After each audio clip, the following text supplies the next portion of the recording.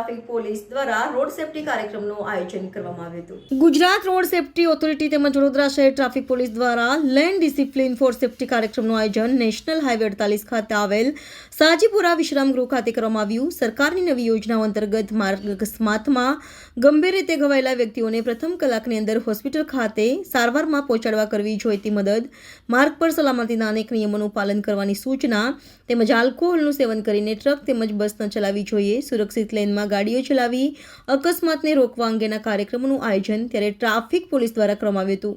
આ ખાસ કાર્યક્રમ પ્રસંગે વડોદરા શહેર પોલીસ કમિશનર, વડોદરા શહેર joint police commissioner, DCP zone 3ના અધિકારી તેમજ ડીસીપી ટ્રાફિક પોલીસ અધિકારી અને વિસ્તારના લગતા પોલીસ સ્ટેશનના પીઆઈ તેમજ ટ્રાફિક પોલીસના અધિકારીઓ ઉપસ્થિત રહ્યા હતા।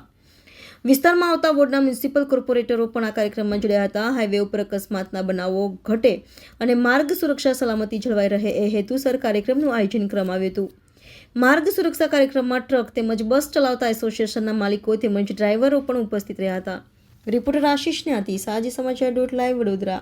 માર્ગ સલામતી માસ 2025ના ભાગરૂપે વડોદરા શહેર પોલીસ માર્ગ સુરક્ષા અંગેની કેટલાક કાર્યક્રમોની આયોજન કરી છે અને આના ભાગરૂપે આજે વડોદરા શહેરના જ્યુરિસ્ડિક્શનમાંથી પસાર થતી 45 કિલોમીટર લાંબી નેશનલ હાઈવે અને 10 કિલોમીટર લાંબો નેશનલ એક્સપ્રેસ વે ઉપર ચાલતા ભારે વાહનો લેન ડિસિપ્લિનનું પાલન કરે તો વાહન અકસ્માતો બનતા અટકાવી શકે, આ દિશામાં આજે એક પ્રયાસ કરી છે।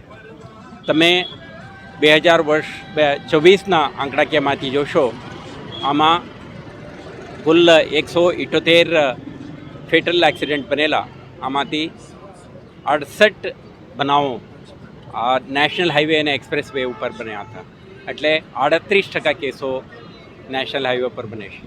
આપણા ધ્યાન ઉપર આવ્યું છે કે મુખ્યત્વે ડ્રાઈવરો પર અપ્રાંતના હોય છે, લેંગ્વેજથી વાકેફ નથી હોતા, કેટલાક લોકો થાકેલા હોય, આલ્કોહોલ કન્ઝમ્પશનના પણ કેટલાક કિસ્સાઓ બનતા હોય છે અને સૌથી મોટું કારણ છે આ લોકો લેન ડિસિપ્લિનનું પાલન નથી કરતા।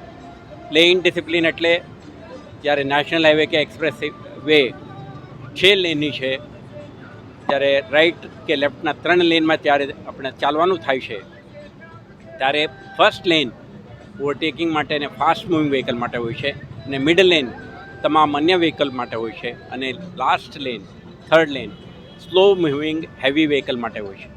પરંતુ કેટલાક ભારે વાહનો આપણા લેન છોડીને ફર્સ્ટ લેન કે ઓવરટેકિંગ લેન ઉપર ચલાવતા હોવાના કારણે અન્ય વાહનો બીજા 2 લેનમાં મેનોવર કરીને ચાલવાના કારણે અકસ્માતો સર્જાય છે।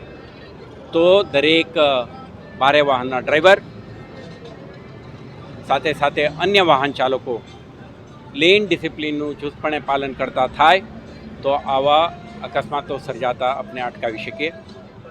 તે માટે આજથી વડોદરા શહેર પોલીસ આજુબાજુના શહેર જિલ્લાઓ સાથે સંકલન કરીને એક અભિયાન શરૂ કરી છે, જેમાં ટ્રક ડ્રાઈવરો અને ભારે વાહનના ચાલકોને એક જનજાગૃતિ કરીને લેન ડિસિપ્લિનનું પાલન કરે, પોતપોતાના લેનમાં ચાલે તો ઓવરટેકિંગ વખતે કે નોર્મલ મૂવમેન્ટ વખતે અકસ્માત ના સર્જે અને આપણા રોડ